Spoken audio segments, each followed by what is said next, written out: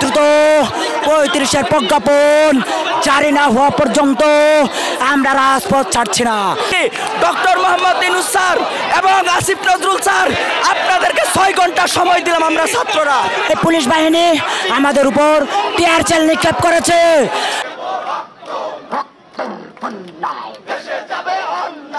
শিক্ষার্থীরা দীর্ঘক্ষণ সময় আন্দোলনের পর উপদেষ্টা ডক্টর ইউনূস এবং আসিফ নজরুলকে 6 ঘন্টার আলটিমেটাম দিয়েছেন। কোটা আন্দোলনের পর এবার শিক্ষার্থীরা বড় এক আন্দোলনে আবারও মাঠে নেমেছে। সেই সব শিক্ষার্থীদের দাবি সরকারি চাকরির বয়সসীমা 30 থেকে 35 করতে হবে। কিন্তু শিক্ষার্থীদের এই যৌক্তিক দাবি উপদেষ্টারা না মেনে নিয়ে তাদের উপর গুলি চালানোর আদেশ দিয়েছে, যার ফলে পুলিশ বাহিনী ছাত্রদের উপর গুলি চালাচ্ছে। সেই সব গুলিতে অনেক ছাত্র আহত হয়েছে। শিক্ষার্থীরা এখনও রাস্তায় শুয়ে থেকে মর্মান্তিকভাবে তাদের দাবি জানাচ্ছে। তারা বলছে, আমাদের এই যৌক্তিক দাবি কেন উপদেষ্টারা মেনে নিচ্ছে না?